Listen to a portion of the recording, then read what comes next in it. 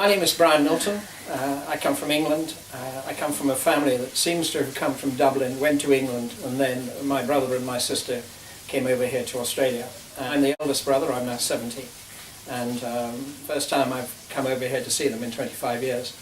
I arrived here by Microlight once upon a time in 1988 on a record flight, but as I say, I haven't been back here since. And I expect to have quite a good time meeting them. Tell me your fascination with Microlight. So what first attracted you to going inside a Microlight?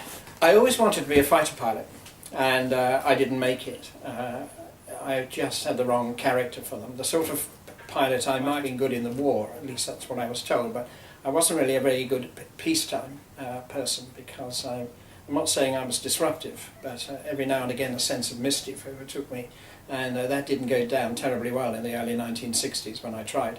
I know my son later went through Sandhurst to become an army officer, and he had exactly the same problem as I had, but they said to him, if there's no room for you in the army, there's something wrong with the army. So they didn't do that to me. And when I ceased to be a fighter pilot, and when I went out into the world, I didn't really know what to do. And I sort of drifted around America, San Francisco, for a couple of years, and came up with the conclusion to be a writer.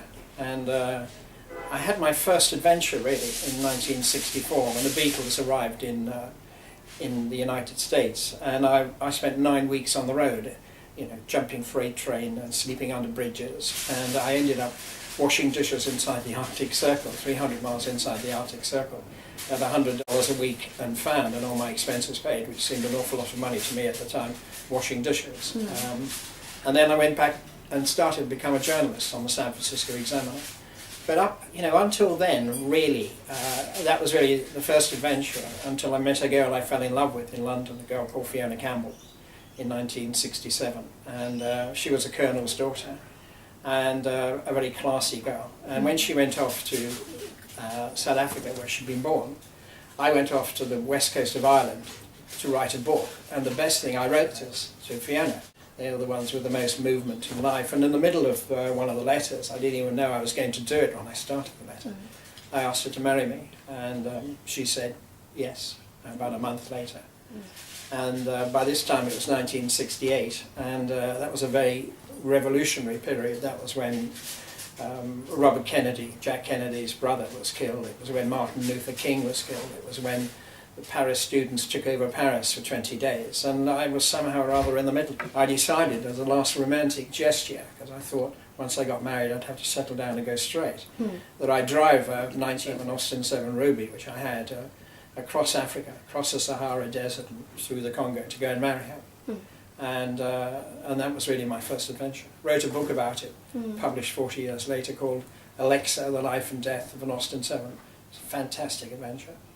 Did she think you were crazy at all for doing that? No, one of the things that I noticed about it in the book is that I didn't find any need whatsoever to justify why I was doing this.